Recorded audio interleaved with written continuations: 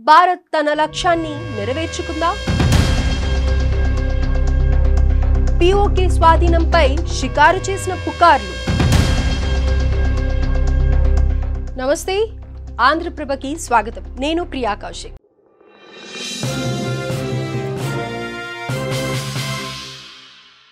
Operation Sindoor శత్రు గుండెల్లో దడ పుట్టించింది.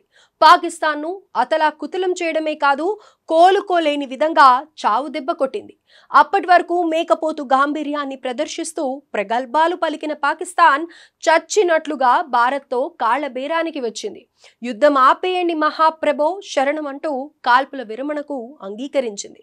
సో ఈ మొత్తాన్ని బట్టి చూస్తే భారత్ తన లక్ష్యాన్ని నెరవేర్చుకుందా అంటే ఎస్, భారత్ తన లక్ష్యాన్ని 100% నెరవేర్చుకుంది. పహల్గాంలో 26 మంది అమాయకుల ప్రాణాలను బలిగొన్న పాశవిక ఘటనపై ప్రతీకారంగా భారత్ ఆపరేషన్ సింధూర్ చేపట్టింది. పాకిస్తాన్ ఆక్రమిత కాశ్మీర్లోని మొత్తం 9 ఉగ్రవాద స్థావరాలను ధ్వంసం చేసింది. ఈ దాడుల్లో 100 మందికి పైగా ఉగ్రవాదులు హతమయ్యారు. ఆ తర్వాత కవ్వింపు చర్యలకు దిగిన పాక్ భారత్లోని సైనిక జనవాసాలే లక్ష్యంగా తిరిగి దాడులకు తెగబడింది. వీటన్నింటినీ సమర్థవంతంగా అడ్డుకున్న భారత్ పాక్ కీలక వైమానిక స్థావరాలపై విరుచుకుపడింది. వాటన్నింటినీ నేలమట్టం చేసి పాకిస్తాన్ను మట్టి కర్పించింది. భారత్లో ఉగ్రదాడులకు పాల్పడిన వారిని, వారికి సహాయ సహకారాలు అందించిన వారిపై కఠిన చర్యలుంటాయని, అలాగే భవిష్యత్తులో ఇలాంటి దుస్సాహసానికి పాల్పడితే సహించబోయేది లేదని స్పష్టం చేయడంతో పాటు ఉగ్రవాదులు ఎక్కడ ఉన్నా వారిని మట్టు పెడతామని చెప్పడమే ఈ ఆపరేషన్ సింధూర్ లక్ష్యం. అయితే పహల్గాం దాడి మత హింసను ప్రేరేపిస్తూ పాకిస్తాన్ చేసిన ప్రయత్నం ఉగ్రవాదుల పర్యాటకుల మతాన్ని అడిగి మరీ కాల్చి చంపారు. దీనికి ప్రతీకారంగా ఉగ్రవాదంపై ఆపరేషన్ సింధూర్ను భారత్ చేపట్టింది.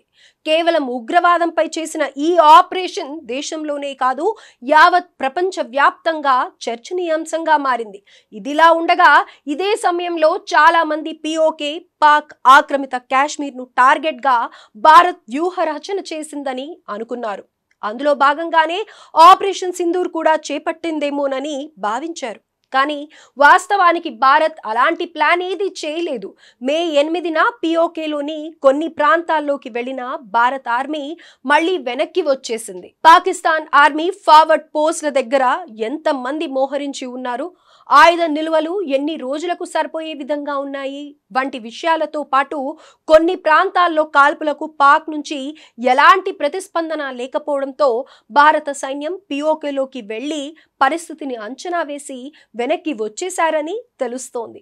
ఇందులో ప్రధానంగా పాక్ ఫార్వర్డెడ్ పోస్ట్ ని ధ్వంసం చేసినప్పటికీ రెస్పాన్స్ లేకపోవడంతోనే భారత్ సైనికులు 30 మంది అక్కడికి వెళ్లారు. అయితే ఇంకేముంది, భారత్ పీఓకేను స్వాధీనం చేసుకోబోతోంది. అందుకే సైనికులు పీఓకేలోకి ప్రవేశించారంటూ కొన్ని మీడియా సంస్థలు ఉదరగొట్టాయి. అందులో మరో విషయం ఏంటంటే, ఫలానా ఛానల్ ప్రసారం చేసేసింది, మేము చేయకపోతే ఎలా అని పోటీ పడుతూ మరీ ప్రచారాన్ని జోరుగా కొనసాగించడం గమనార్హం. కానీ పీఓకేను భారత్ స్వాధీనం చేసుకోవాలంటే 30 మంది సైనికులు సరిపోతారా? ఒకవేళ నిజంగా భారత్ పీఓకేను విలీనం చేసుకోవాలని ప్లాన్ చేసి ఉంటే భారీగా చర్యలు చేపట్టేది కదా. యుద్ధ ట్యాంకులను పెద్ద సంఖ్యలో మోహరించేది. గుజరాత్, రాజస్థాన్, కాశ్మీర్, పంజాబ్లతో పాటు లడాక్ దగ్గర కూడా ఎంబీటీలను తరలించేది. కానీ అలాంటిదేమీ జరగలేదు. అయినా కూడా భారత్ పీఓకేని స్వాధీనం చేసుకుంటోందోచంటూ పుకార్లు సృష్టించారు. కానీ రూమర్ స్ప్రెడ్ చేసిన వాళ్ళు ఇంత చిన్న లాజిక్ను ఎలా మిస్ చేశారన్నది వాళ్ళకే తెలియాలి.